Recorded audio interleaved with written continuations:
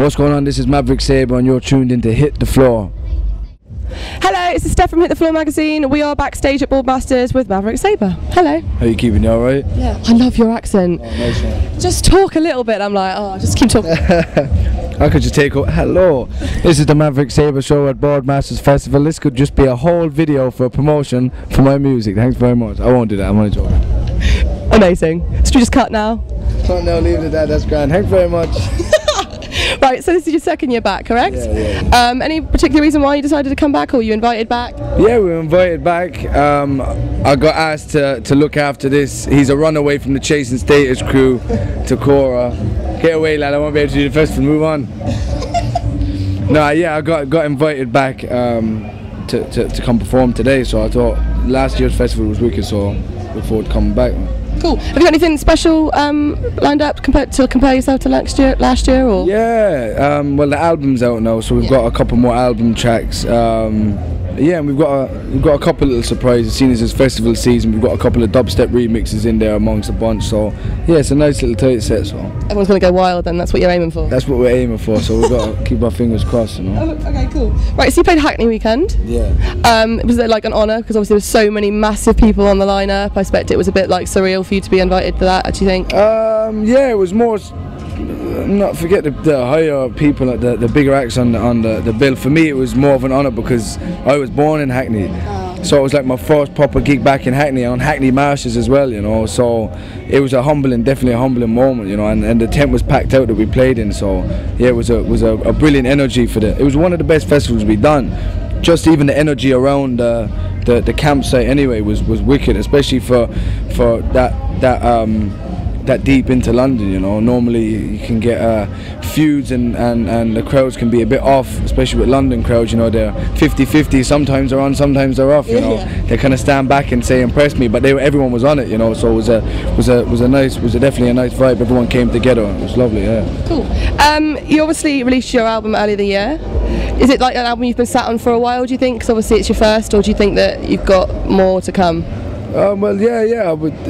It's an album that has been created from whenever I started writing music, you know. Some of the songs on it were written when I was about 16, 17, and some of it were finished a month before the album was done, you know.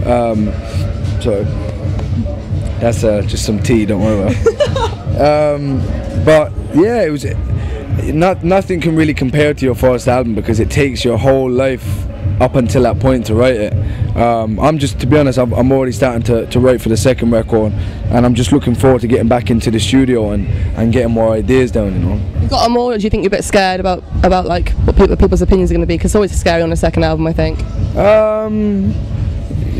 You know, I think I've gone by the stage of being scared of people's opinions. I think the way I look mixed with my music, I think the opinions have already come out from people. I don't think they could get, you know, much more extreme for the second record, you know, and unless I start going on Mohican and start doing contemporary jazz or something like that.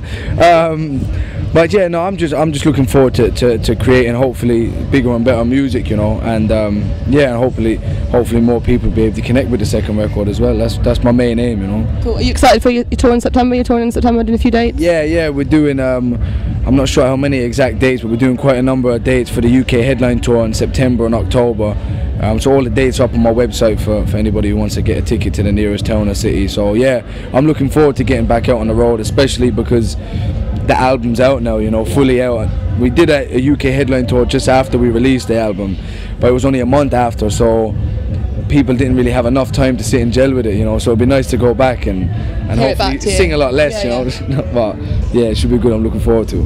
Right, cool. So you had a lot of collaborations like in the past already, and you're only 21. Let's just to put that out. I'm 22. 22 now, but still, it's so young for like the amount of collaborations that you've been. Is there anybody in mind that you think you'd want to do in future, or is there anybody that you've got in the pipeline at the moment? Yeah, I'm on K Coke's first single. He's a rapper signed to Rock Nation, UK from West London.